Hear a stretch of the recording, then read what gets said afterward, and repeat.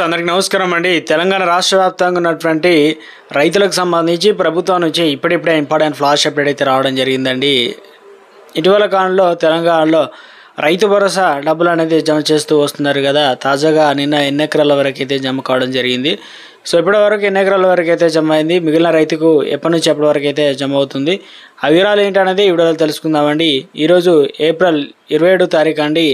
So వివిధ పథకాలకు సంబంధించినటువంటి లేటెస్ట్ అప్డేట్స్ అన్ని కూడా వీడియోలో తెలుసుకుందాం. వీడియోని చివరి వరకు చూడండి, అర్థమవుతుందండి. తెలంగాణ రాష్ట్రంలో ఉన్నటువంటి రైతులకు సంబంధించి ప్రభుత్వం ఇటీవల కాలంలో ఎకరాల వారికి అయితే రిలీజ్ చేయడం జరిగింది కదా. తాజాగా ఇప్పుడు 4 ఎకరాలు 5 ఎకరాలు ఇలా 10 ఎకరాలు ఉన్న వారికి ఎప్పటి నుంచి ఎప్పటి వరకు జమ అవుతుంది, వాస్తవానికి డబ్బులు జమ అవుతాయా లేదా, ఎన్ని ఎకరాల వరకు సీలింగ్ విధానం విధించే అవకాశాలు అయితే ఉంది. తెలంగాణ రాష్ట్రంలో గత ప్రభుత్వం వచ్చేసి మనకి ఎకరానికి పెట్టుబడి సాయం అనేది 10,000 రూపాయలు రైతుల ఖాతాల్లో నేరుగా అయితే జమ చేయడం అయితే జరిగింది కదా. ఇప్పుడు కాంగ్రెస్ ప్రభుత్వం అధికారంలోకి వచ్చిన వెంటనే మొదటి సంవత్సరంలో రైతు రుణమాఫీ అనేది 2 లక్షల లోపు ఉన్న రుణాలు అనేది 20,000 కోట్ల వరకు అయితే ఇచ్చామని చేసిన మొదటి ప్రభుత్వం తామే అని. రెండో సంవత్సరంలో కొన్ని పథకాలు అయితే తీసుకోవడం జరిగింది కదా. అందులో వచ్చేసి కొత్త రేషన్ కార్డులు, ఇందిరమ్మ ఆత్మీయ భరోసా, వ్యవసాయ కూలీలకు 6,000 రూపాయలు, ఇందిరమ్మ ఇండ్లకు సంబంధించి 5 లక్షల రూపాయల స్కీమ్ ప్రారంభించారు. ఇక దాని తర్వాత వచ్చేసి రైతు భరోసా ఈ పథకానికి సంబంధించి ప్రభుత్వం ప్రతిష్టాత్మకంగా తీసుకుంది. నిధుల విషయంలో ప్రభుత్వం ఈ మొదటి సంవత్సరంలో రాకపోవడం, ఎందుకంటే మొదటి సంవత్సరంలో ఎంపీ ఎలక్షన్లు ఉన్నప్పుడు 7,800 కోట్ల రూపాయలు అనేది ఎటువంటి రూల్స్ లేకుండా రైతు బంధు అనేది ఇచ్చడం అయితే జరిగింది. ఇప్పుడు యాసంగి సీజన్ పంట అనేది ముగుస్తూ ఉంటుంది. అయితే తెలంగాణ రాష్ట్ర వ్యాప్తంగా మరి ఎన్ని ఎకరాలకు సీలింగ్ విధానం విధించే అవకాశాలు అయితే ఉంది, ఎంత మొత్తంలో డబ్బులు పడతాయని చెప్పేసి చాలా మందికి అయితే చాలా డౌట్స్ అయితే ఉన్నాయన్నమాట. ఇందిరమ్మ ఇళ్లకు సంబంధించి నిర్మాణ వేగవంతం చేసేందుకు రాష్ట్ర సర్కారు ప్రత్యేక చర్యలు తీసుకుంటుంది. పైలట్ ప్రాజెక్ట్ గ్రామాల్లో నిర్మాణాలు షురూ చేయగా బేస్మెంట్ వరకు పూర్తయిన వాటికి బిల్లులు చెల్లించింది. మిగతా గ్రామాల్లో లబ్ధిదారులకు తుది జాబితాపైన జిల్లా యంత్రాంగం దృష్టి సాధించిందనమాట. సో ఈ నెలాఖరులోగా అందరికీ పూర్తి స్థాయిలో మరోసారి కట్టుకున్న వారి పరిశీలన అయితే జరుగుతుందని చెప్పేసి ప్రభుత్వం అనేది తెలియజేయడం జరిగింది. ఆన్లైన్లో ఇండ్లు ఎంట్రీ కాగా బేస్మెంట్ వరకు పూర్తయిన వారు దాదాపు 40 మంది అయితే లబ్ధిదారులు 1,00,000 రూపాయల చొప్పున పేమెంట్ అయితే చేయడం జరిగిందనమాట. సో ఇక ప్రభుత్వం నుంచి ఇందిరమ్మ ఇళ్లకు సంబంధించి తాజాగా లేటెస్ట్ అప్డేట్ అయితే రావడం జరిగిందండి. ఇందిరమ్మ ఇళ్ల పథకంలో ప్రభుత్వం మరో మెలిక పెట్టింది. ఏంటంటే ఇంటిని 600 చదరపు అడుగులలోనే నిర్మిస్తే ప్రభుత్వం సాయం అందుతుందని హౌసింగ్ కార్పొరేషన్ ఎండీ అయితే తెలియజేశారు. అంటే అంతకంటే 600 చదరపు అడుగులు అంతకంటే ఎక్కువ కనుక మనం ఇల్లు కట్టుకోవడానికి ఎక్స్టెండ్ చేసుకున్న, ఇక విస్తీర్ణ పరంగా చూసుకున్నట్లయితే నిర్మాణానికి ఇటు కేంద్ర సాయం రాష్ట్ర సాయం కలిపి అందిస్తున్నారు కాబట్టి పథకానికి సంబంధించి అనర్హులు అవుతారని చెప్పేసి ఇంటి నిర్మాణానికి సంబంధించి 2.832 మంది బేస్మెంట్ నిర్మాణాలు పూర్తి చేయగా అందులో వచ్చేసి 285 మంది విస్తీర్ణంలో ఇంటి నిర్మాణం చేస్తున్నట్లు తనిఖీ చేసి తేలిందన్నారు. వీరికి ప్రభుత్వం నుంచి సాయం అందడంలో ఇబ్బందులు వస్తాయని చెప్పడం అయితే జరిగిందనమాట.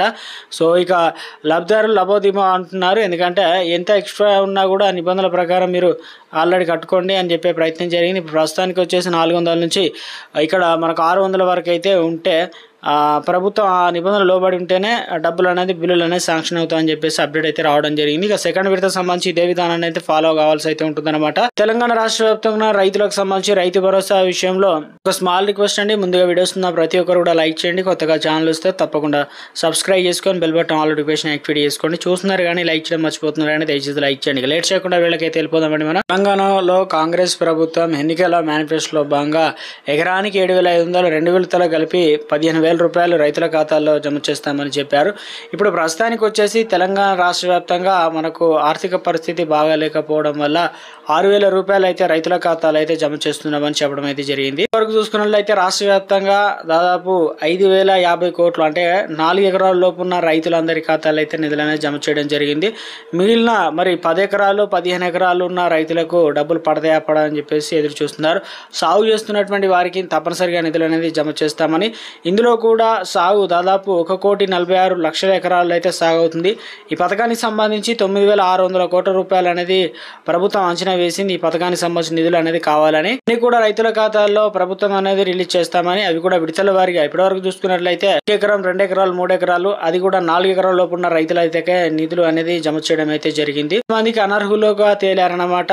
కొంతమంది కొన్ని టెక్నికల్ వల్ల అయిపోవడం అయితే జరిగింది. వాస్తవానికి రైతు భరోసా అనేది మార్చి 31 తారీఖు వరకే మనకు రైతుల ఖాతాల్లో అయితే నిధులు అనేది జమ కావాల్సి అయితే ఉంటుంది. కానీ అనివార్య కారణాల వల్ల రాష్ట్ర ఆర్థిక పరిస్థితి నిధుల సర్దుబాటు వల్ల లేట్ అయిందని త్వరలోనే రైతుల ఖాతాలో నిధులు అనేది జమ చేస్తామని చెప్పడం జరిగింది మంత్రి తుమ్మల నాగేశ్వరరావు. రైతులకు సంబంధించి పంట పెట్టుబడి సాయాన్ని కూడా ఏదైతే బీమా ఉందో వాటికి అన్ని రకాల పంటలకైతే అందించాలని ప్రభుత్వం సంబంధించి అధికారులకు అయితే ఆదేశాలు అయితే జారీ చేయడం జరిగింది అనమాట. నష్టపరిహారానికి ఎకరానికి 10,000 రూపాయలు అంతాయి కదా, అన్ని రకాల పంటలకు వచ్చే విధంగా ప్రభుత్వం అయితే చర్యలు చేపట్టింది.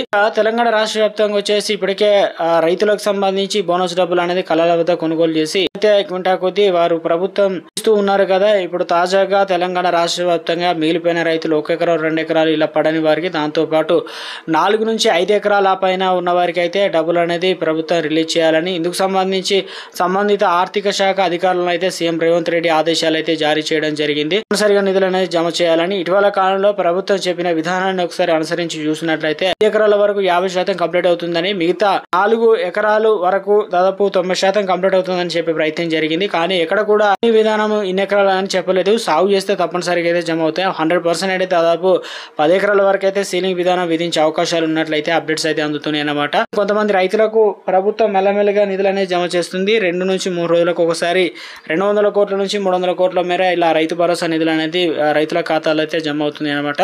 నేడు ఆదివారం కాబట్టి బ్యాంకు పనిదినాలు ఉండవు. రేపైతే డబ్బులు అనేది జమ అయ్యే అవకాశాలు అయితే ఉంది కాబట్టి ఎప్పటికప్పుడు కూడా మెసేజ్లు అయితే వస్తాయి. ఒకసారి చెక్ చేసుకునే ప్రయత్నం అయితే చేయండి. ఈ సంవత్సరంలో అనగా యాసంగి సీజన్లోనే కొత్తగా పట్టా పాస్ పుస్తకాలు వచ్చిన వారికి వ్యవసాయ అధికారులు అయితే గుడ్ న్యూస్ చెప్పడం జరిగింది.